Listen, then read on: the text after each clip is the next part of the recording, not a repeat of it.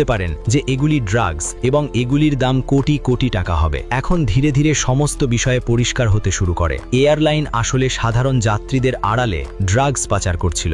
সম্ভবত এই কারণেই তাদের ফ্লাইটের টিকিট বাকি ফ্লাইটের থেকে অনেক সস্তা ছিল। এখন ড্যানি, যিনি আগে গ্যাংয়ের সঙ্গে কাজ করতেন, তিনি সঙ্গে সঙ্গে চিনে ফেলেন যে এটি ড্রাগস। তিনি বুঝতে পারেন যে হয়তো এয়ারলাইনের রহস্য কোনোভাবে ফাঁস হয়ে গিয়েছিল এবং তাই বিমানটিকে ইচ্ছে করেই এই জঙ্গলে ক্র্যাশ করানো হয়েছে।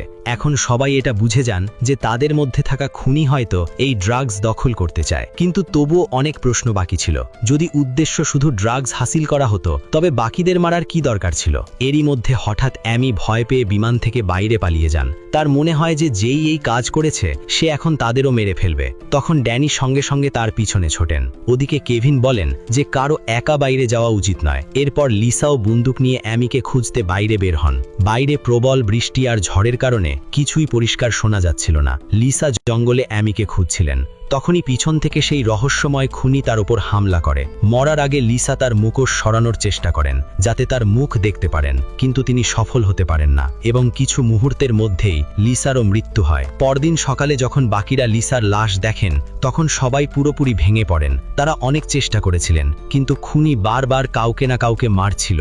এখন সেখানে থাকা প্রতিটি মানুষ অন্যকে সন্দেহ করতে শুরু করেন, কিন্তু কারো কাছে কোনো অকাট্য প্রমাণ ছিল না। তখনই হঠাৎ ক্রিস্টি নিজের বন্দুক জ্যাকের দিকে তাক করেন। তিনি বলেন যে তিনি জ্যাকের জিনিসপত্রের মধ্যে লিসার বন্দুক থেকে চুরি হওয়া গুলি পেয়েছেন, মানে জ্যাকই আসল খুনি হতে পারে। কিন্তু ক্রিস্টির কাছে শুধু এই একটি প্রমাণ ছিল না, ক্রিস্টি জ্যাকের ব্যাগে একটি স্যাটেলাইট ফোনও পেয়েছিলেন। এখন ক্রিস্টি পুরোপুরি নিশ্চিত হয়ে যান যে জ্যাকই এই সব করছেন। যদিও জ্যাক নিজেকে নির্দোষ দাবি করেন, তিনি বলেন যে হ্যাঁ, তিনি লিসার বন্দুক থেকে গুলি বের করেছিলেন, কিন্তু তিনি এমনটা করেছিলেন কারণ তার মনে হয়েছিল লিসাই খুনি। তিনি শুধু বাকিদের নিরাপত্তা চেয়েছিলেন।